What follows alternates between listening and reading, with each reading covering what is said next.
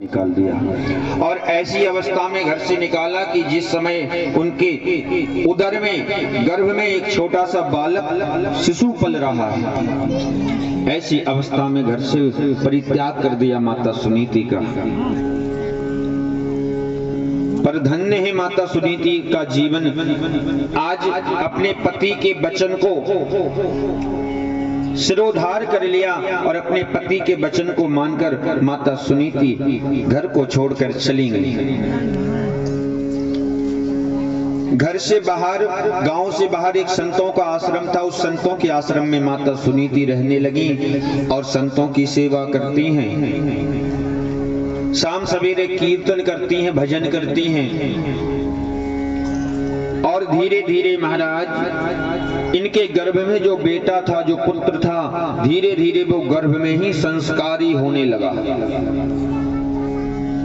क्योंकि अभिमन्यु जब 6 महीने के थे ना, तो उनने चक्रव्यूह में जाना सीख लिया था मां के पेट में ही। मां के गर्भ से ही बच्चों के संस्कार बनना प्रारंभ हो जाते हैं। आज ध्रुव जी के जो संस्कार हैं वो माँ के गर्भ से ही, क्योंकि संतों के बीच में माँ रहती है, शाम सवेरे कीर्तन करती है, कथा सुनती है, तो जो ध्रुव जी है महाराज वो माँ के गर्भ में ही संस्कारवान बन गए, संस्कारी हो गए, भगवान के भक्त बन गए,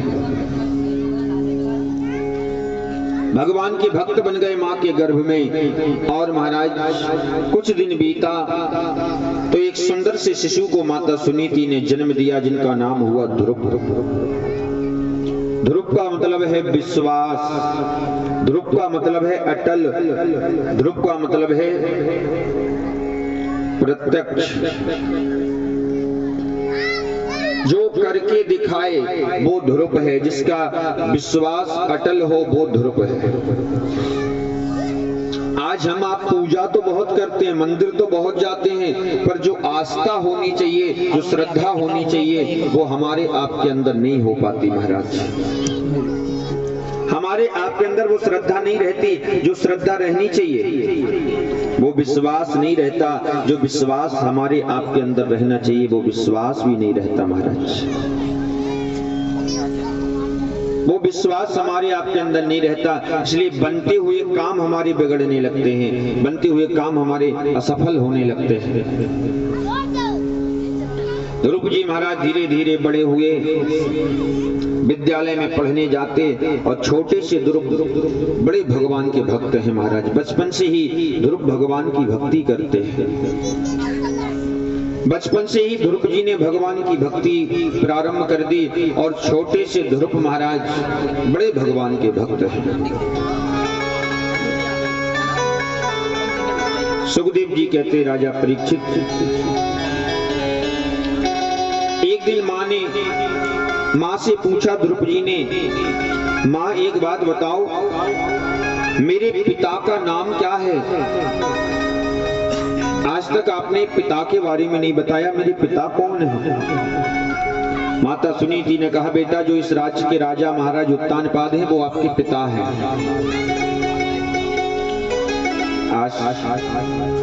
पिताजी से मिलने के लिए दौड़ पड़े महाराज, और पिताजी से मिलने के लिए गए। पिता की गोद में बैठने के लिए जैसे ही गए तो सौतेली माँ ने हाथ पकड़ा और नीचे पटक दिया। ध्रुव, अगर माँ की गोद में बैठना है तुम्हें तो जाकर भगवान की तपस्या करो, और भगवान की तपस्या करने के बाद भगवान से वरदान मांगो कि मुझे सुनीति के नहीं सुरुचि के गर्भ से जन्म दो, जब तुम इस कुर्सी पर बैठने के, इस गोद में बैठने के अधिकारी बनोगे। ध्रुव जी रोते होते अपनी माँ के पास आए। माँ, सौतेली माँ ने मुझे हाथ पकड़ के नीचे पटक दिया, मैं पिता से मिलने गया था, पिताजी से मुझे नहीं मिलने दिया, पिताजी की गोद में मुझे नहीं बैठने दिया, आज सौतेली माँ ने मुझे हाथ पकड़ के नीचे पटक दिया। कहने का मतलब जब जब भी आप धर्म करने के लिए आगे बढ़ोगे, भगवान की भक्ति के लिए आगे बढ़ोगे, जब जब इस संसार के जो सौतेले लोग हैं वो आपको नीचे गिराएंगे, नीचे पटकेंगे। जब भी आप भगवान की गोद में बैठने जाएंगे, जब भी आप भगवान की भक्ति करने जाएंगे, जब इस संसार के लोग आपको नीचे गिराने का प्रयास करेंगे, आपको भटकाने का प्रयास करेंगे, पर सच्चा भक्त वो है महाराज, कोई कुछ भी कहता रहे, संसार को जो कहना है वो कहता रहे, पर हमें अपना रास्ता नहीं छोड़ना, हमें अपने सतमार्ग को नहीं छोड़ना। अरे मीरा से क्या नहीं कहा लोगों ने, मीरा से कितना उल्टा सीधा लोगों ने बोला, पर मीरा ने किसी की बातों को नहीं सुना। बस एक ही धुन, मेरो तो गिरधर गोपाला दूसरो ना कोई, जाके सर है मोर मुकुट मेरो तो पति सोए, मेरो तो गिरधर गोपाला दूसरो ना कोई। मीरा के घर वाले भी विरोध में हो गए, घर से निकाल दिया। मीरा ने आज घर को, परिवार को, सबको त्याग दिया, पर अपने भगवान, अपने कन्हैया, अपने कृष्ण को नहीं छोड़ा मीरा ने।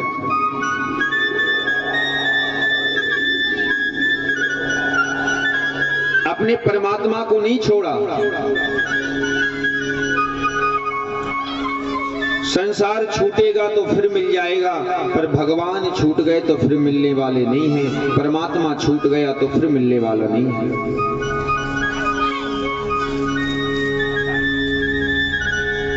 आज ध्रुव जी महाराज ने माँ से कहा, माँ आज सौतेली माँ ने मेरा निरादर कर दिया, मुझे गोद में नहीं बैठने दिया। माता सुनीति ने कहा, बेटा संसार की गोद में बैठकर क्या करेगा, क्योंकि संसार की गोद में बैठने से तो केवल कष्ट ही मिलता है। अगर तुझे गोद में बैठना है तो भगवान नारायण की गोद में जाकर बैठ। अगर गोद में बैठने का ही शौक है तो उस परम पिता की गोद में बैठ जा जाके, जिसकी गोद में बैठने के लिए सारी दुनिया के लोग तरसते रहते हैं, परेशान रहते हैं।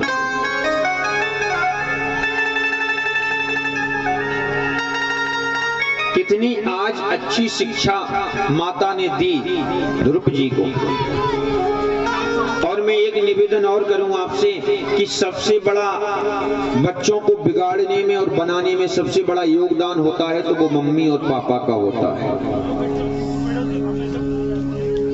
सबसे बड़ा योगदान जो होता है बच्चों को बर्बाद करने में वो मम्मी पापा का होता है। और सबसे बड़ा जो योगदान होता है बच्चों को बनाना, मतलब भविष्य में उसको आगे बढ़ाना, वो भी माता पिता का ही होता है। आज कितने सारे बच्चे अपने मार्ग से भटक रहे हैं, कितने सारे लोग अपने मार्ग को छोड़कर अलग रास्ते पर भटक गए महाराज। ना जाने कितने लोगों का जीवन बर्बाद हो गया।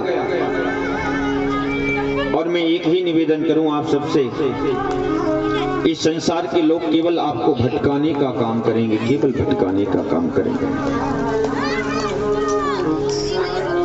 इस संसार केवल और केवल आपको भटकाएगा और कुछ करने वाला नहीं है महाराज।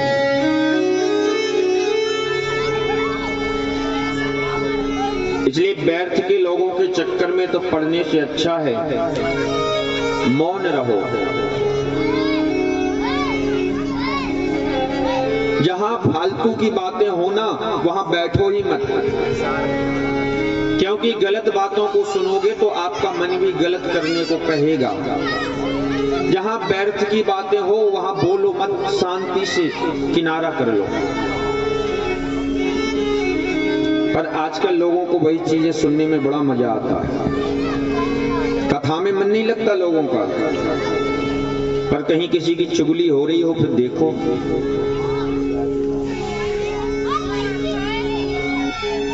बोली वृंदावन बिहारी लाल की। माँ के वचनों को सुना, उसी समय संकल्प कर लिया कि माँ अब मैं जंगल में जाऊंगा और जंगल में जाकर भगवान की तपस्या करूंगा, और जब तक वो भगवान नहीं मिलेंगे मुझे, जब तक मैं लौट कर नहीं आऊंगा। माँ ने बहुत रोका, बेटा तू छोटा है अभी, पर ध्रुव जी ने कोई बात नहीं सुनी। जंगल में गए, और जंगल में गए तो नारद जी महाराज गुरु बन के आ गए। जब हम भगवान की तरफ बढ़ते हैं तो हमें गुरु के पास नहीं जाना पड़ता, गुरु जी खुद चल के हमारे पास आते हैं। हमें गुरु को नहीं ढूंढना पड़ता, गुरु जी खुद मिल जाते हैं हमें। आज ध्रुव जी को नारद जी गुरु के रूप में मिल गए, क्योंकि भगवान की तरफ तो हम बढ़ रहे हैं, पर भगवान की तरफ जाने का जो रास्ता है वो गुरु ही बताएगा, वो गुरु ही तय करेगा। हमारा जो भविष्य है और भविष्य का जो रास्ता है, भविष्य की जो मंजिल है, हमें मंजिल तक पहुंचना है, वो हमारा गुरु ही तय करेगा। हमें अपनी मंजिल तक हमारा गुरु ही पहुंचाएगा, गुरु ही पहुंचाएगा। इसलिए गुरु की बड़ी महिमा बताइए महाराज।